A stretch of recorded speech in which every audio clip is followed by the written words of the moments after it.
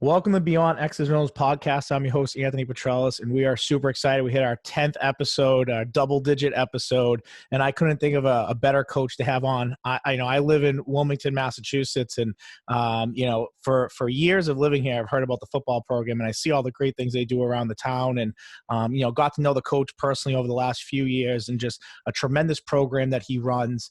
He was the Shriners, the high school all-star game Shriners offensive coordinator in 2018.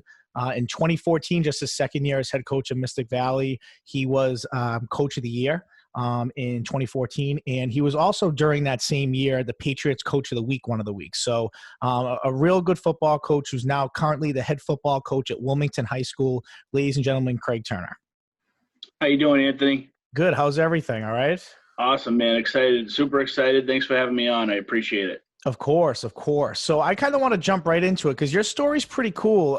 You have a big football background, big football family. Talk a little bit about, your football background and how you actually kind of got started into coaching, which I think is a pretty cool story. Yeah, so I played 4 years of high school at Billerica High School, and after high school, I played at Nichols College, the D3 school in Dudley, Mass. So I was a starter on the offensive line for 3 years there.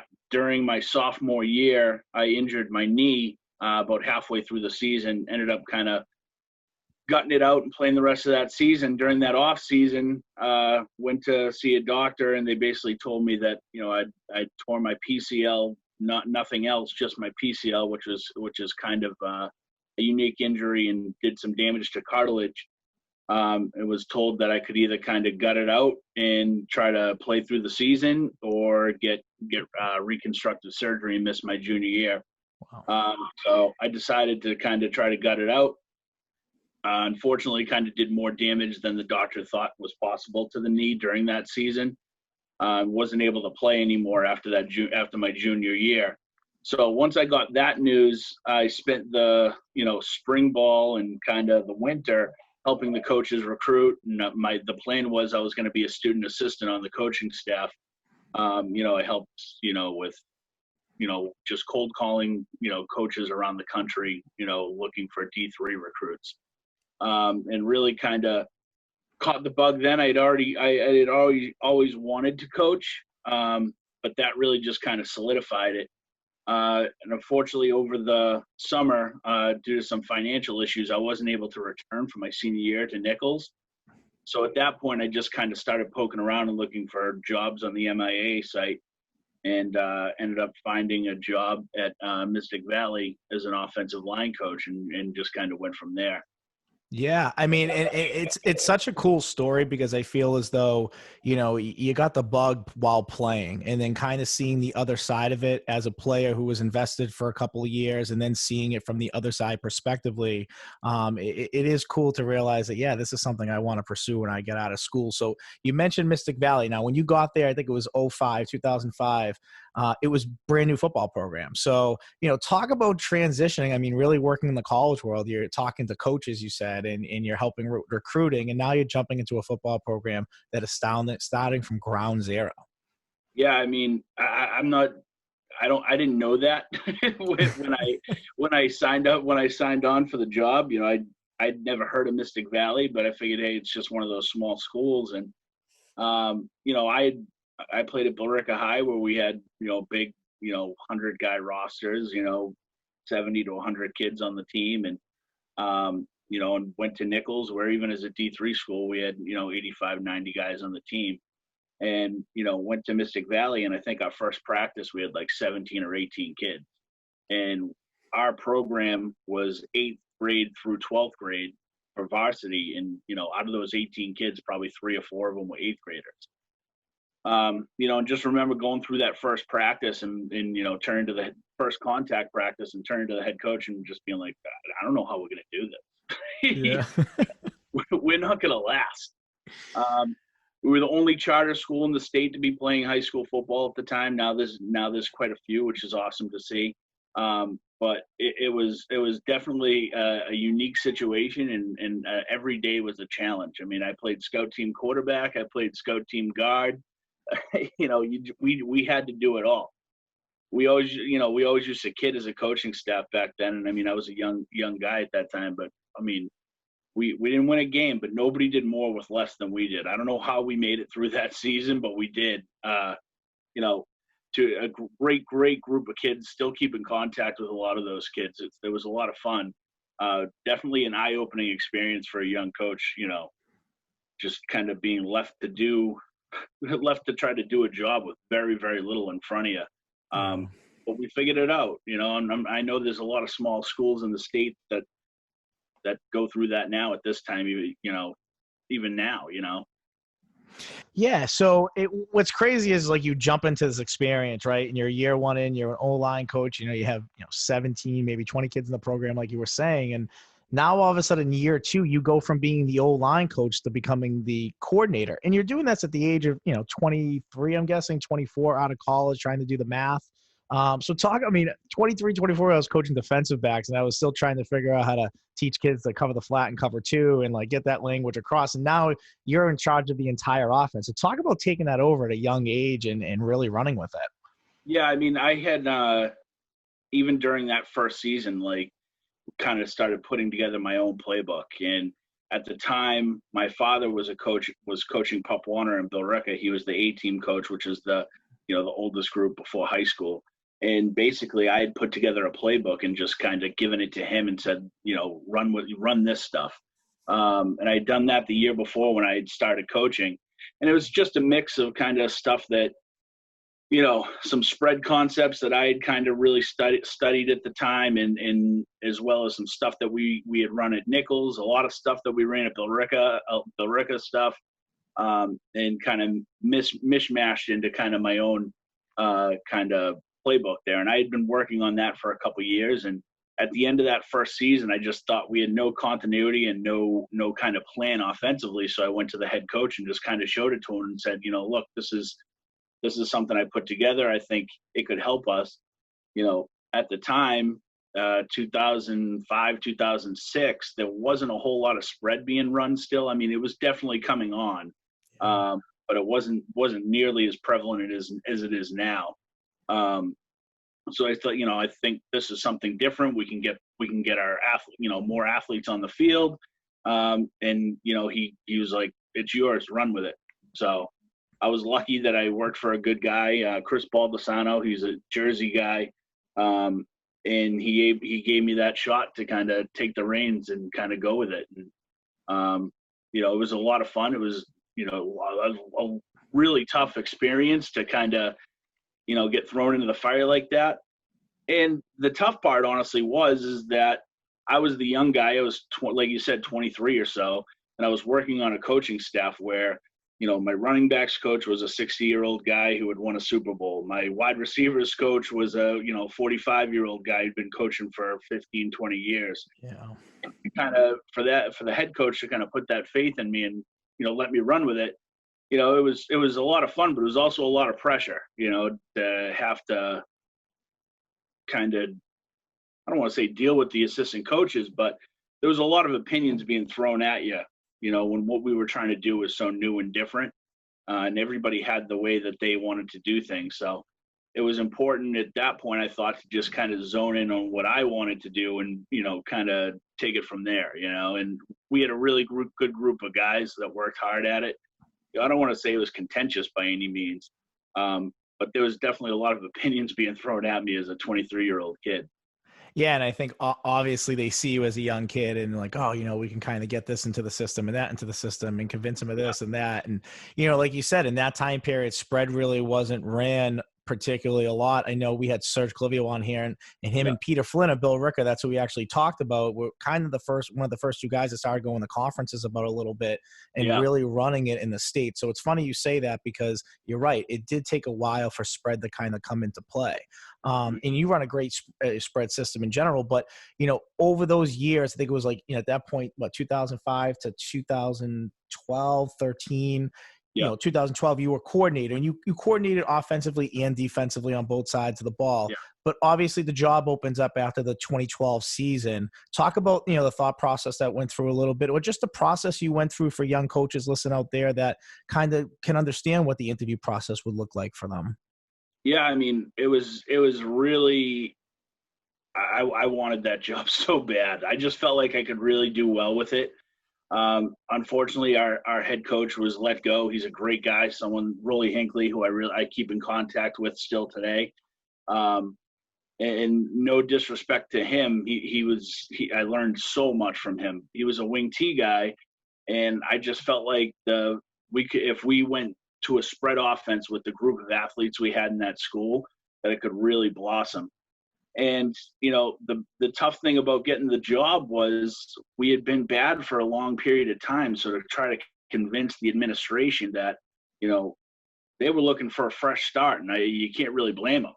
To try to, and it was tough to kind of convince them that, like, look, I know I've been involved for all these years, but I'm the guy that kind of I think I can turn this thing around. It took a long time for me to get the job. They really kind of kicked it around for a long time before they decided to go with me. Um, it's a nerve wracking process to go in front of an interview committee like that for the first time, and just get kind of fired away questions at you from all different angles. But I think what helped me most, and what I would say to young guys that are gonna looking to go for jobs, is be confident in your philosophies. Be confident in your ability to handle handle a team and handle parents and run your program the way you would like it.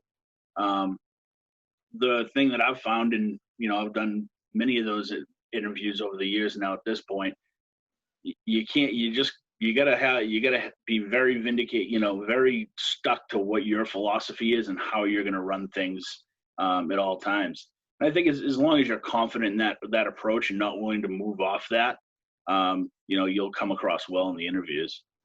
That's great. And I know for you, I mean, kind of sticking to who you are, and you understood, okay, this is kind of my system of offense. I think we can succeed here. This is what I would need. Now you get the job. It took a while to get there, right? But you got that job now. What did you kind of change immediately? I know offensively you probably changed a lot of things, but what were some things in the program that you changed immediately that you wanted to make yours? Well, we committed the kids to the off season. There was never really an off season weight program or a conditioning program before at that time. I was constantly on the phone texting kids, weight room this day, that day, this time. At this point I was a young guy, didn't have a kid, and that was what I put my time into full time. Like I lived a long time away, so I didn't mind, staying there. And like I said, I didn't have a daughter at the time.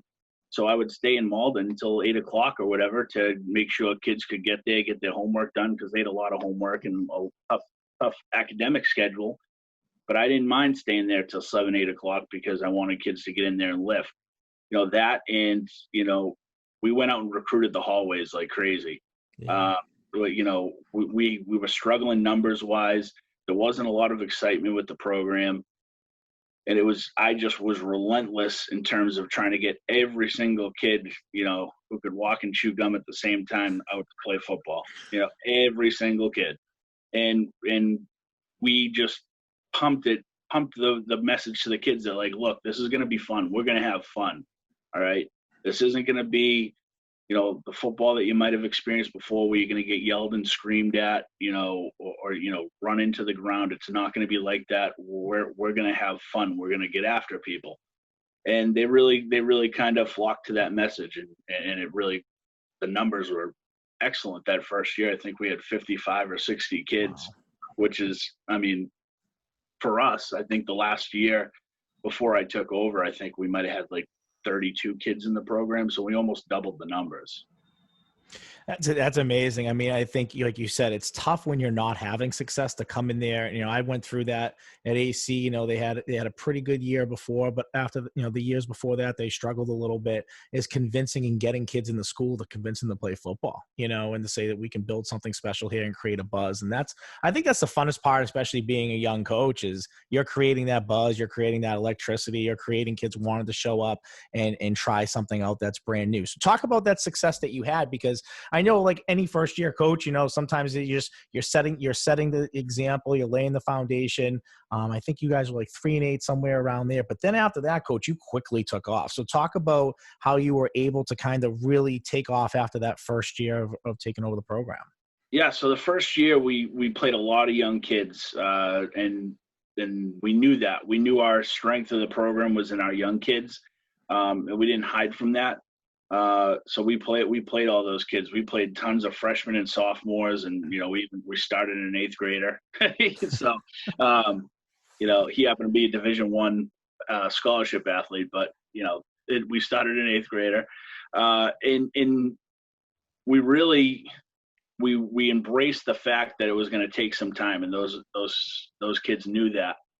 We went 3-8, like you said. This is back when the playoff system that we have now just came in, and we won one game in the regular season, didn't make the playoffs, and then it was like we were pumped to get to those 3 games, because we knew it was winning. We could win some games in that group.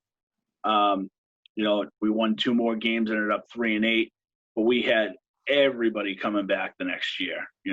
I think we graduated maybe 2 kids on the offensive line. And, like you said, 3-8, got a taste of what it was to win a little bit. And then that next year, like I said, we had everybody coming back, and we worked extremely hard in the off season. Those kids showed up 4 nights a week, all off season. And like anybody would tell you on your good teams, our best kids, our best players were our hardest workers, and those are always the good teams. They absolutely led the way and just pounded it in the off season in terms of weights. And it was never an issue to get kids to show up. It was never an issue to get kids to commit to it. They knew that we kind of had something special going. And then that next year, I kind of scheduled a little bit tougher. We were able to start off with a couple of wins, and then a big one for us was we went on the road, and I think it was week 3, and played Bellingham High.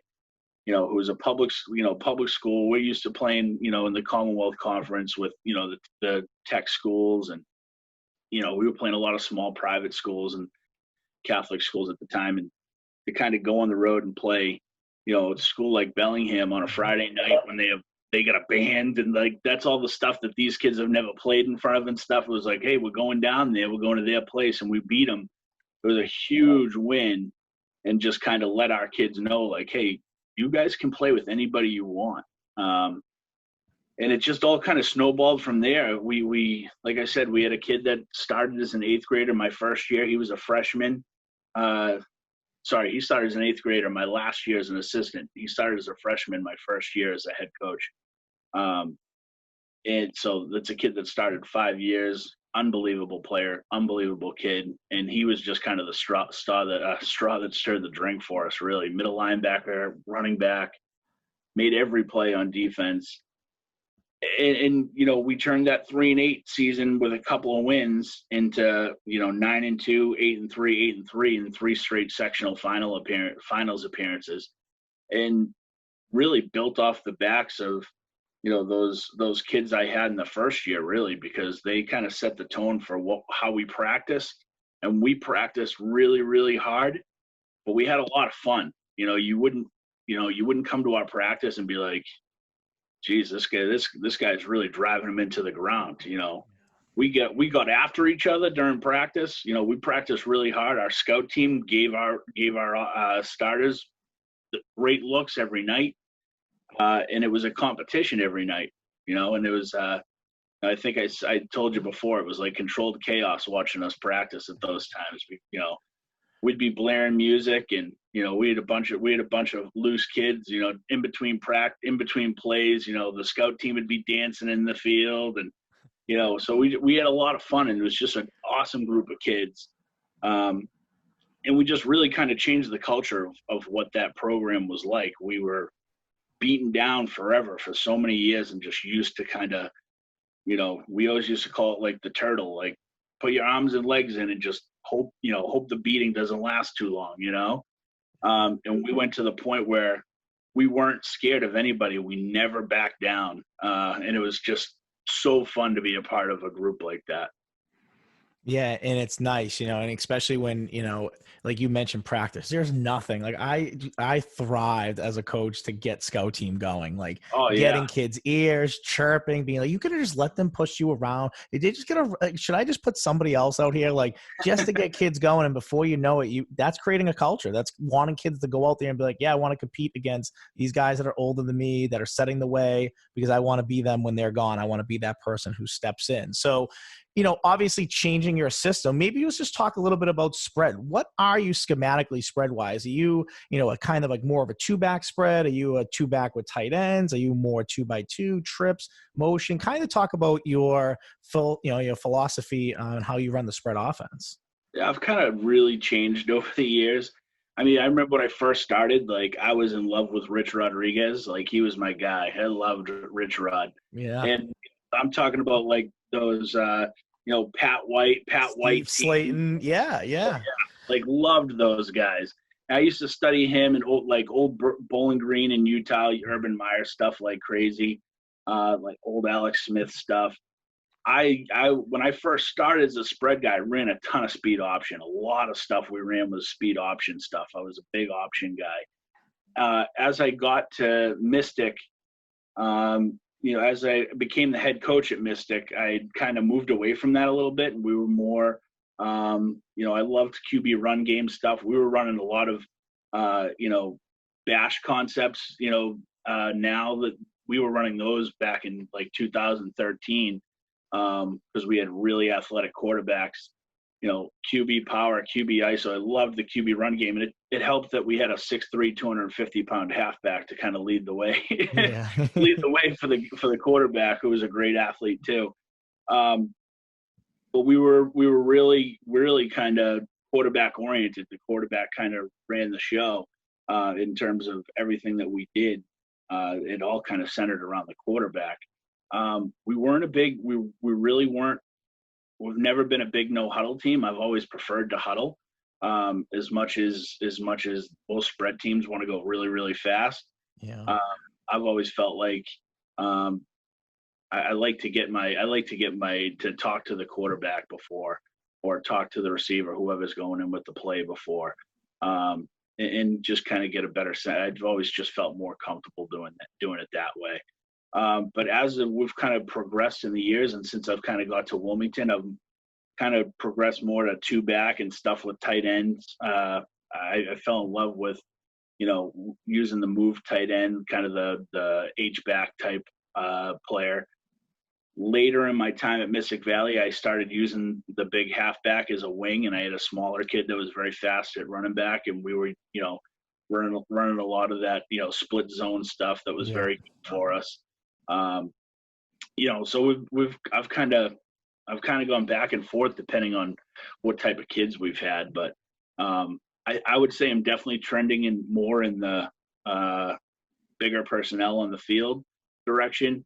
I would say we're probably going to be more tight end oriented going forward. I just like the idea of a 3-man surface in the running game is really kind of piqued my interest of late. Yeah, and I as a defensive guy flipping to the other side of it, like that tight end creating that extra gap for defenses. It's like, because you have to respect it, and now you got to make sure you're balanced kind of on your weak side too. So adding that extra C gap, D gap sometimes is just, it can drive a defensive coach nuts. It's such a simple thing, but having an effective tight end that can do it, it can be a defensive coordinator's nightmare. So at the end of 2016, you built a lot of success at Mystic Valley. You've turned the program around, but then you kind of started to flirt with the idea of maybe looking elsewhere, or looking to coach somewhere else. And I know there's a lot of factors into those decisions. So maybe for coaches out there that are maybe looking to make that lateral move from one head coaching position to another, maybe talk about your decision making and what went into it for you. Well, for me, it was a question of, I loved my time at Mystic Valley, and I loved those people. I had so many great relationships there. For me, it was, I live in Westford. I was working in Billerica. Practice at Mystic Valley a lot of times, because there was only one field and there was the 2 soccer teams, wasn't until 6 o'clock at night. So we would practice from 6 to 8 o'clock at night. At this time now, I have a young daughter at home. So there's, for the whole fall, pretty much, I'm getting home at 9 p.m., after practice. And it was just leaving my house at 6:30, not getting home till 9 o'clock at night was getting tough on me, and it was getting tough on my family. Was a lot of guys, say how that the wives become single moms during football season, but my wife was legitimately by herself. I mean, I didn't get home till 9:30, and then it was try to eat something real quick, go to bed, and then doing it again the next day. And that was just kind of wearing on me, the fact that the practices was so late, that it was so far away. It was a 45-minute drive. It was getting tough. So the plan was, after that season, because I had a really good group, after that season, was just to kind of poke around and see what else was out there. And I'd even, flirted with the idea of trying to become a coordinator somewhere else, or, just because I wasn't going to be able to go back to Mystic Valley in any capacity. It was just too much on my family. So there was several jobs out there. One of them happened to be Wilmington. It was, honest to God, like, the whole time that was the one I wanted. It's perfect distance from my house. It's perfect distance from my job. It's a great, it was a program that had fallen on hard times, but has got a ton of history in a town that loves their football. And I was lucky enough to be able to land the job. And I mean, the kids sometimes ask, like, Coach, how long are you going to stay in Wilmington? As long as they'll have me. This is the perfect fit for me. I love it. The kids are great. It just couldn't have worked out any better for me. And that's great. And I know, so, you get the job, and, living in Wilmington, obviously I followed that stuff being a football guy, and saw that, and, knew some coaches that you coach with, Ernie Alito and a few others that, spoke so really highly of you. And you came in year one and you had a lot of success. I mean, you had a lot of success out the gate. What would you say was the biggest thing that you did when you took that job over that maybe equated to you having such great success year one? I would say, I got really lucky. They were a really great group of kids. They were talented. We had a lot of talent. The cupboard was not bare, and these kids were hungry to win, and they were looking for, a chance to have success. And really, the biggest thing was just kind of changing their culture and the attitude the way they felt about football. There was such a, I don't want to say woe was me, but it was like everybody, there was just such an Eeyore feeling about everybody, about football practice and about the football program. And all I kept hearing about was all these negative things about how bad, the attitudes were in the program and this and that. And, I just kind of tried to relate to the kids, like, look, I want football to be as fun as possible. I played football my entire life. I hated football practice. Hated it. Okay. I was an offensive lineman. I knew we were going to have to run at the end of every practice. I knew it was going to be terrible. And for that reason, every single day, I just tried to survive the day so that I could, or survive the practice, to try to almost conserve energy so that I could figure out a way to, do 15, 30-yard sprints over and over again. You know what I mean? And that's my philosophy was, not that. We're not just gonna run you for no reason. We're gonna practice really hard. We're gonna plan everything we do to the minute. And we're gonna fly around from station to station and from, segment to segment in the practice, and you're gonna move the whole time, and you're gonna practice really hard. But we're not going to be out there yelling and screaming and beating down kids and have, so to the point where you're not going to want to be out there. And I don't know that was their experience before. But I know that they really kind of took to the way we did things. How, we were a looser, younger coaching staff. Like I said, we put a big emphasis on making it an enjoyable experience for the kids, for two reasons. I mean, what I tell my freshman coach every year, you have two jobs. Don't get anyone hurt, and make sure they all come back next year. I mean, that's the biggest thing. You want them to all come back and play football again next year. And, we say all the time, nothing's more fun than winning. So that's obviously a big emphasis on it too. We work really hard at it. We make sure that the kids are putting in a lot of time in the weight room and film, and they took to that. And like I said, the cupboard wasn't bare. It wasn't, we had a lot of very good players. Yeah, and speaking of which, I made an emphasis your first year taking over. I went to a few games, and in a game particular I went to, as you guys played Stoneham in Stoneham, and there was a play in particular. It was like a 4th and 2. Stoneham the last few years has been a dominant powerhouse, and the wing tee that they run, and there was a kid on your team, number 4. I know you're probably your best player, but watching the game, and this kid came up on a jet and just made a play, and I was like, wow, the Wilmington's got some ballers, man. Like, they're pretty good, and so I saw it. I saw year one the talent that you had for sure. And what's great about that talent is when you have it going into your next off season, you won games, you created electricity and buzz. I mean, as I said, as a citizen of the town, I was hearing about the football program everywhere I went. So talk about the benefits of having such a successful year one and what it did for your program year two. Yeah, year two, like the first year when I first signed on, we didn't know if we'd be able to have a freshman team or not. There wasn't an A team in the Pop Warner system at the time. Numbers have been down in the Pop Warner system, and we weren't sure what we would get for a freshman team. And we only had like 14 kids, 14 ninth graders. That next year after that good season, we had 35 freshmen sign up. So that was the biggest boom, and all of a sudden we got kids coming out of the woodwork who want to play, which is great. Everybody wants to be a part of a winner. So we went from 60 kids my first year to we went to camp with like 89, 90 kids. Wow. That second year. So it was certainly a big jump in numbers. That freshman class is going to be the junior class this year. They're an exceptional class. They're really, really good athletes, great kids. They work very hard. Really excited to see what they can do starting this year as an upperclassman group.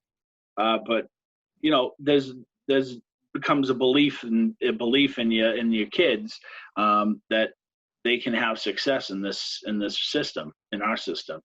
And we haven't had too much luck the last couple of years. We've kind of been banged up the last 2 years ago, and we were pretty young last year because we played a ton of those sophomores, the kids that were freshmen my second year.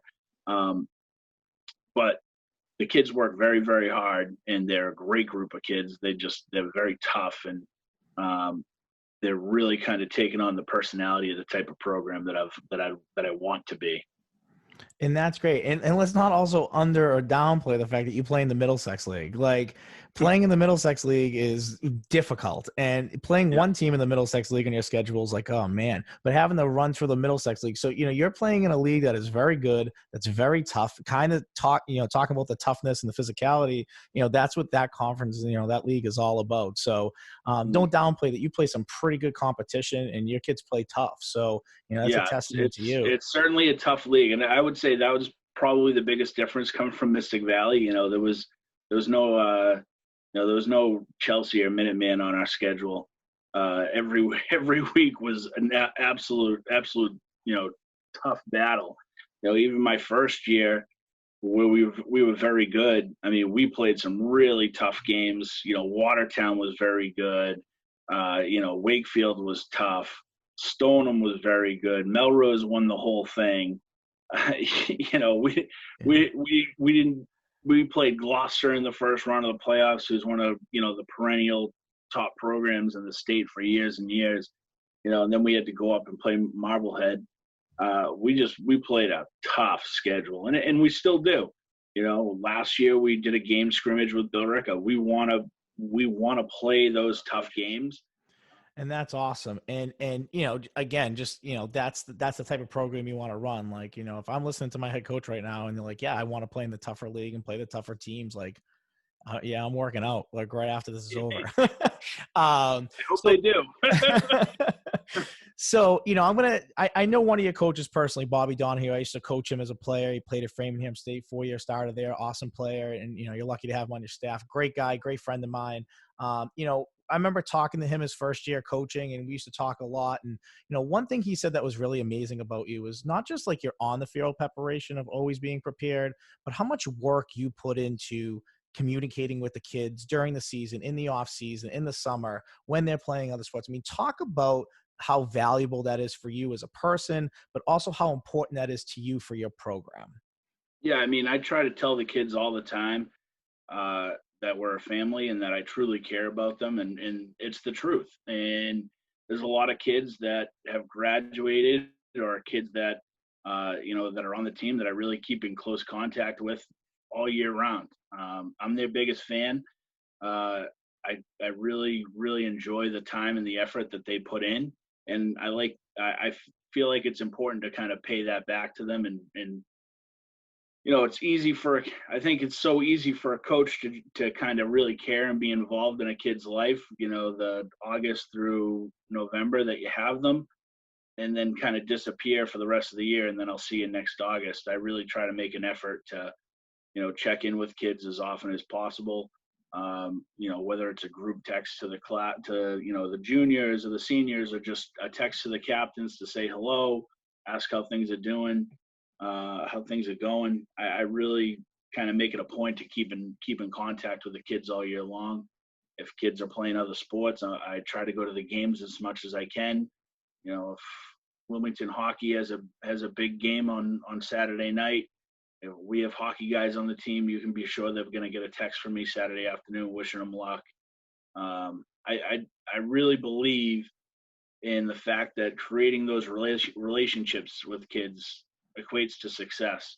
The hardest part about coaching is not necessarily X's and O's stuff as much as it is you need to get those kids to be willing to run through a brick wall for you. Football's hard. It's hard to come out and practice every day. It's hard to come out and give full effort every single day during practice when you're a 16, 17-year-old kid and you're thinking, it's cold out. This sucks. I could really just kind of skate today. But as a coach, we know that one day wasted like that could really hurt you on Friday night. So, to try and get that connection with kids that, look, I have your back. I promise I'm always going to do what I think's best for you guys and for the team. And just to always be completely honest with kids and shoot them straight at all times.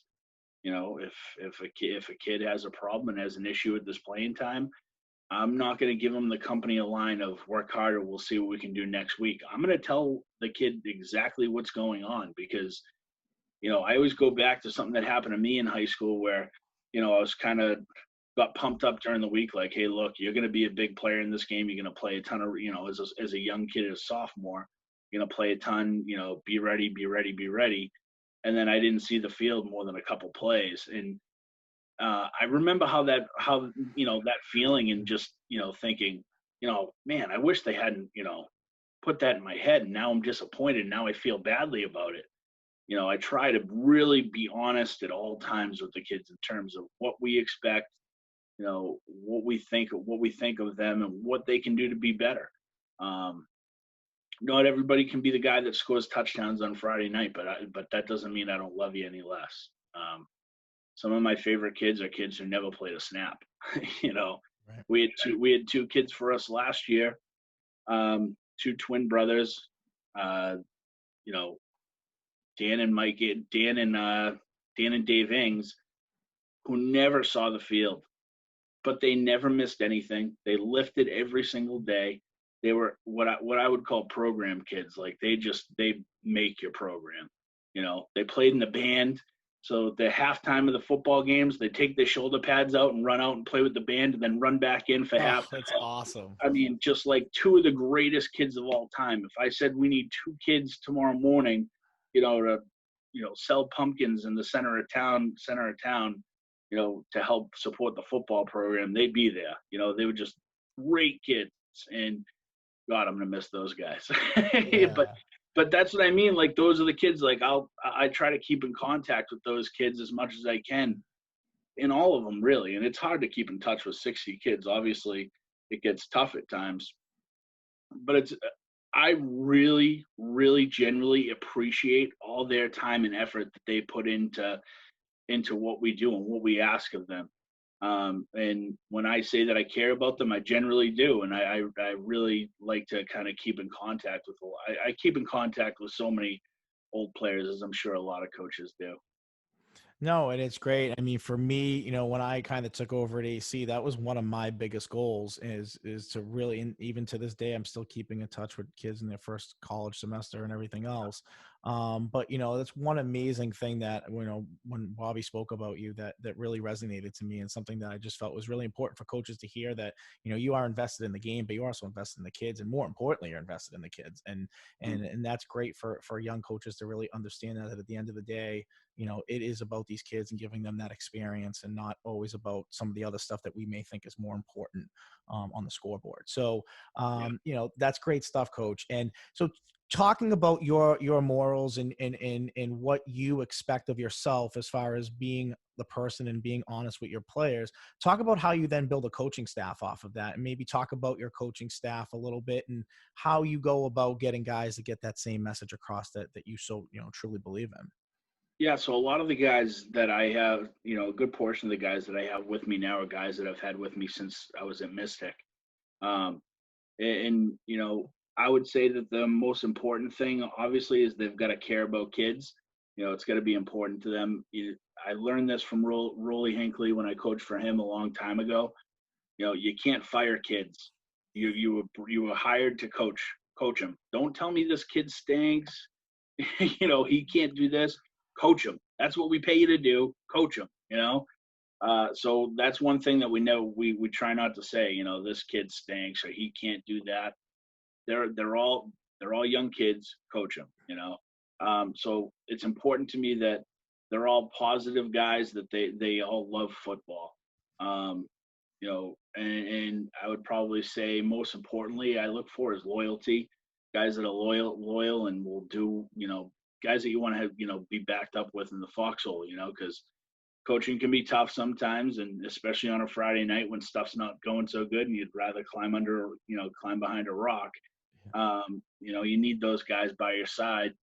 And, we've got a really good group. I've had Jimmy Rita with me a long time. He's my wide receivers and DBs coach. Jimmy would do anything for me at the drop of a hat. I'd be absolutely lost without Jimmy. My brother's my defensive coordinator. He probably, I don't know how he still talks to me, to be quite honest. Sean takes an absolute verbal beating from me. I'm way too hard on him. He does an awesome job and he works really hard at it. He's a young guy. He's in terms of coaching, but he's really progressed these last 4 years, and he's really made great strides. Bobby's an absolutely awesome offensive line coach. I got extremely lucky to get him. He does a great job with those guys. I have full trust in everything he does with those guys. And that's hard for me, being an offensive line guy, like, to be able to just kind of let that go. And I'm sure he would tell you the first year or so, I probably spent a little bit too much time, like, just kind of over there, like, looking at the offensive line. What are they doing? But he really earned my trust, and he's a great coach. Really great stuff ahead for him, I think. And, my defensive line coach, John Forts, does a great job. He's an Endicott guy. Really works hard with those guys too. Mark Gentili's my freshman coach. He's another guy who's, him and Jimmy Rita are the two type of guys. Like I said, they're like the Ings of the coaching staff. They will do anything I ask them to do at any time, and they probably hate me for it, but I know that they'll help me whenever I need it.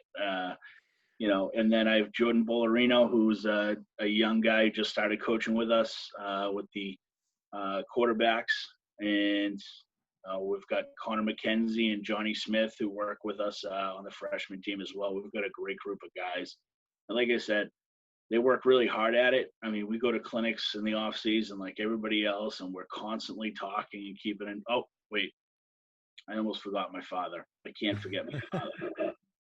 Charlie Turner, who's been with me forever.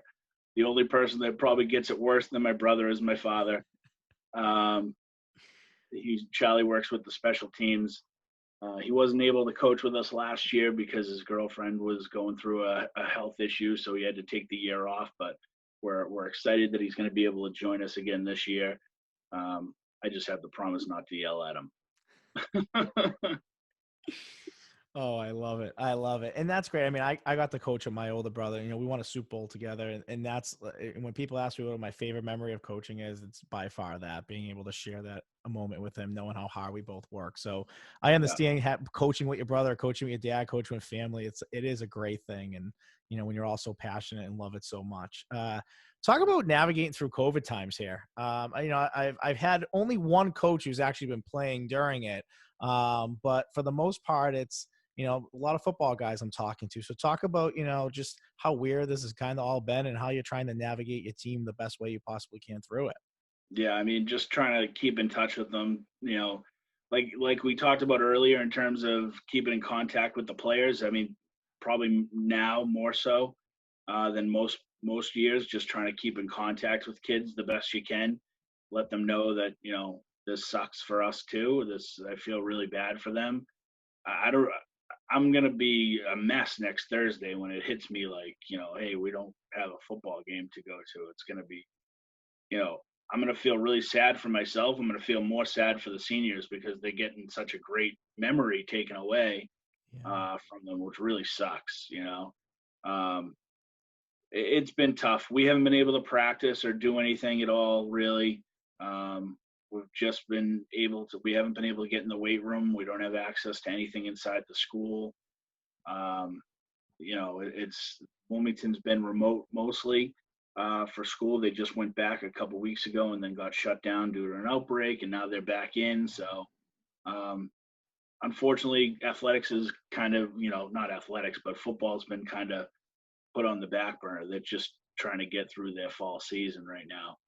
And it's been tough, especially when there's other schools that have been able to get out there and do stuff, but um, we just we just haven't been able to get out there and do anything yet, which is tough. But um, we're excited for February. I keep saying, like, it's going to be weird, but it's going to be fun. I can't wait to get out there and coach again. Yeah, so talk about that a little bit because obviously spread team, you know, I know you kind of said you're going back maybe more to that power with that tight end set. So how much do you think it's going to affect your game coaching in February, dealing with the elements of snow, freezing cold, you know, a field that's going to feel like a sheet of, you know, like a sheet of cement, you know? So Yeah. talk a little bit about how that might change your coaching style a little bit. Yeah, I mean, I like I said, I think we're definitely trending more in a heavier personnel sets. I think you'll probably see us a lot more with a tight end and a wing on the field, and I think it's I've been a spread guy for all these years, but I've always wanted to run the football. I think that's not going to change. That'll never change with me, really. We want to run the ball, and we want to kind of be able to dictate what we do that way. But I would say you'll probably see a lot of teams will try to, you know, I wouldn't say try to, muck it up. We're not going to be running double wing or anything, but it's definitely you're going to have to prepare for the elements. It's going to be a lot different than playing in a September night. Yeah, and I think, you know, that's something that it's interesting as a coach. It's a whole different element. It's a whole different, especially for a team that throws the ball 25, 30 times a game. I mean, you know, Yeah. maybe you still have that mentality, but, you know, playing in weather that's, you know, typically a lot colder on average, you know, for a significant amount of time, you know, could affect a lot of ways that teams play offensively. You mentioned earlier with Mystic Valley and, you know, and really the commute that you had and starting a family and being a young guy and how difficult that was for you. But in general, coaching, talk about the sacrifices you've made. I mean, you were a young guy, right? You came right out of college. I mean, most 23, 24, 25-year-old guys are doing a lot different things on the weekend in the fall and not going around the world scouting everybody and watching film and playing games and being up early Saturday morning if you had a Friday night game with the workout and all that. So talk about the sacrifices and toll it took on you as a person, but also as a family and relationship, your wife. Like, talk about that all with all the coaches out there. Yeah, it's like anybody else would say, it's easy to kind of sit in the stands on Friday night and talk about, this coach does that, that coach does. Yeah, I've come to really you come to really respect any coach just because you know what type of time and effort they're putting in behind the scenes. For us, football doesn't start in August like everybody else. Someone, whether it's me or somebody else, is at Wilmington High School 4 days a week, 12 months a year. Uh, Whether it's February for lifts or January, we're always there. And then once spring sports ends, my brother's running workouts at 6 a.m. every day, 4 days a week. I'm running workouts at 5 p.m. 4 days a week. We're running 7-on-7s. We put a lot of time in, a lot of time in, and that's, and that's on top of meetings and with the coaches where we try to meet, once a month out, heading into the season. And then during the season is just, how it goes. It's a grind. Yeah. Mondays you're there late to, kind of implementing the game plan. Tuesday's a really heavy work day. Wednesday a little bit less so. Thursdays you walk through. Friday's the game. Saturday we got JV in the morning, plus lift and run and film with the varsity guys. And then Sunday you meet, go over film again, and it's just a 7-day cycle, and it just keeps going and going and going. And there's not a lot of time for family time. I don't get to go pick apples with my 5-year-old and my wife. It just can't happen in the fall. We're just too busy. I try to run home really quick from practices on Halloween so I can see her in a costume before she goes out trick-or-treating, There's a lot of stuff that you miss, and there's a lot of stuff that kind of get put on the back burner for your family. And the one thing that changed when taking the Wilmington job, that's on top of, trying to make sure I go see the middle school football team, trying to make sure I go see the Pup Warner team. The Pup Warner teams a couple times a year. And I'm not saying that like it sucks and it's stuff that I don't want to do, but because I really do enjoy it, and I love going to watch the younger kids. And a bad day watching football is better than a good day at work, or probably getting yelled at by my wife. But it's a lot. It's a lot, and it can become really overwhelming, and that's on top of dealing with boosters and parents and 65 kids. And by the way, you got to play Melrose on Friday night. So it is tough, and it is a lot. I probably could work at kind of delegating some of this stuff a little bit better to kind of take some pressure off myself a little bit. And that's something I'm trying to work at. But that's something that I would try to tell younger guys is don't be afraid to kind of delegate and trust some of your staff to do some of that stuff, to take some stuff off your plate, because it is a lot. Yeah, and I think, that's the one thing people who are in the stands watching the game Friday night is they're just kind of watching 4 quarters and being judgmental of the product that they see on the field, but they also don't realize the energy and the effort and the time that goes into not just trying to produce what's on the field, but dealing with all the things off the field to continue the growth of the future of your program. Because listen, the Middlesex Conference or Middlesex League, everybody has great feeder programs. So as a head coach, if you're not looking at those youth playing and keeping an eye on them and knowing what you have going on, you're already going to be 3 steps behind in that league. So that's a whole nother time commitment. You didn't even mention the social media presence that you have. And that's something as a head football coach I really took from you. I paid attention to your social media a lot my first year and really made it an emphasis and effort to get our program out there. And I really stole from you. I mean, truly I did. So I know the work that goes into it for you. And as a head coach, I understand that, and the sacrifices that you make. And talking about your kid in the Halloween costume, I mean,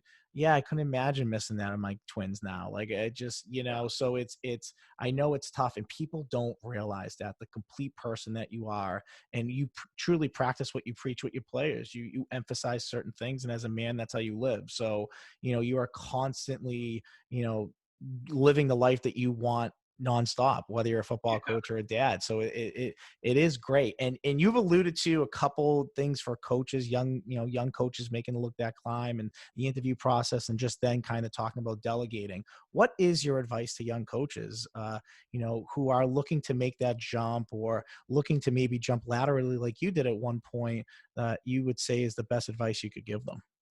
Yeah, something I learned from Rolly coaching with him years ago is, and something that I probably didn't do a good enough job as a first year head coach, but I think I've really kind of worked at, is let your coaches coach. You know, don't try to look over their shoulder too much. You know, let them do the stuff that you hired them to do. Trust in them, but if you have an issue with the way something's being done, make sure you address it. You got to kind of nip those things in the bud before it gets out of hand. But I like to kind of give my coaches the ability to go and do things the way they want to do it, and then show them that I trust in that, show them that I trust them, and that I hired them for a reason to do a job, and I'm going to let them do that job. My brother would probably say that's not true, any of that, but I'm trying to work with, like I said, I'm working on trying to get better with that. Trying not to have my hands in everything so much, but let kind of your guys go to work and do their work. That's awesome. So, Craig, I want to thank you. We're going to jump into our 2-minute drill. But before then, I just want to thank you for coming on here today. I mean, getting to know you a lot better. I've heard all these great things about you, and just sitting down and chatting with you. You're a stand-up guy. You're a great guy. And I think the town of Wilmington is very lucky to have you, not only just working with kids in the high school in general, specifically with the football program, but like I said earlier, the energy you put into your social media to pump the other athletic programs. I don't see a lot of other football programs doing that, where your kids play basketball, your kids play hockey, your kids play baseball, and you're pumping. I better see them at the girls soccer game. I better see these kids at the girls lacrosse game. I better see them at the boys hoop game. Like, you are very on top of your players and super supportive of them. And that's something so great that the town of Wilmington should really, understand that they have with you. So I just wanted to say that I mean, to you. it's important to me that I really feel like athletics as a whole is a school culture thing. I want our stands to be packed on Friday nights. And how can I expect that if our kids won't go and go to the girls hoop game, or go see the boys baseball team play, or whatever it is. It's I get excited when Wilmington does well. I don't live in Wilmington. I'm not a Wilmington guy per se, but I would challenge anybody to be a bigger Wilmington High sports fan than I am. I want them to do well in everything. I was ecstatic for the girls hoop team to go on their great run last year. Boys hockey a couple years ago. I was at U Lowell to watch their game. I love going to the games. I love watching the Wilmington High kids compete. It's really important to me. And I really, when I got there, want to immerse myself, just put myself whole into the town, and into the high school. And I really enjoy going to the games and watching our kids compete. Awesome. Like I said, town's very lucky to have you, and like I'm very lucky to have you on here. But we're gonna jump into our 2-minute drill. So this is how it's gonna go. I'm just gonna fire some rapid fire questions at you. You get 1 or 2 word answers, and if you want to have the ability to challenge something and kind of explain what you said, what your answer is a little bit, and vice versa for myself. If I want to hear your reasoning behind something, I definitely will challenge it too. So it'll be fun. All right. So let me get the timer started, and here we go. So what would you say is the best play right now in your playbook? Best play in my playbook, power read. Okay. What would you prefer, having your entire O-line return, or having your 3 starting or 4 starting linebackers return the next year? O-line every day. I knew asking an O-line guy that was going to be the answer. 4th and goal from the 2-yard line. What are you running? QB ISO. Okay. Who's the toughest coach you've ever coached against? Tim Morris. Okay. Actually, Tim Morris, and I would also put Dwayne Sigsbury in there. Okay. That's too good. Okay. When Sigs was at Cathedral and I played against him, it didn't matter. I didn't know if I zigged, he zagged. They were both very tough. Yeah. Okay. Biggest win you've ever had in your coaching career? We beat Dorchester. They were number 1 seed. We were at Mystic Valley my second year. We went to Dorchester. We beat them. We scored with like 6 seconds left in the game to win. Wow. Awesome. Who's the best O-lineman you've ever coached, since you're a big O-line guy? Best old lineman I've ever coached. Oh boy, this is going to be tough. I'll let you explain it because I know you're going to be getting hate text and all that once Yeah, you don't say someone. I would say probably Patrick McAndrew, a kid that just graduated for us last year, left tackle, really really good player. Could have been a scholarship level player. He wanted to go to a bigger school. He didn't really have interest in playing football at the next level, but he was a really good player. Awesome. Awesome. Who would you say is the best player you've ever coached, period, as an assistant Oh or a head Jesus! coach? Uh, I'm gonna say 1A and 1B are Tyler Roberts and James LaChurco. Okay. I'll Both let of you them, explain. I've seen both of Tyler them. Roberts play. He's pretty legit. So I don't know the Oh, other person, but yeah. Tyler is unbelievable. Both Division One players. One's at Merrimack, the other's at Bryant. Great players. God, that's tough. Yeah, I can't pick between them. You can't make me That's pick. fine. Hey, listen, I love it. I know there can be more than one. I get it. I totally get it. It's just great though. It's great to always expose the kids that you had and put their names out there. So Oh, you've unbelievable. you've survived the 2-minute drill, coach. And like I said, I just want to thank you again for coming on here. I know you're a big fan of the show. I've gotten some nice messages from you over the last few weeks, and it means a lot. I'm definitely working hard at this to get better at it, and to have great guests on like you, it makes it a lot easier. So I Yeah, appreciate the that was a lot time. of I appreciate the time, coach. But again, this was a lot of fun, and I'd love to have you on and talk to you maybe during the season a little bit and see how it's really going out there in the cold. fun. Sure. Yeah. Awesome. Well, from Beyond X's and O's podcast, I'm your host, Anthony Petrellis, Craig Turner, head football coach at Wilmington High School. Till next time, good night.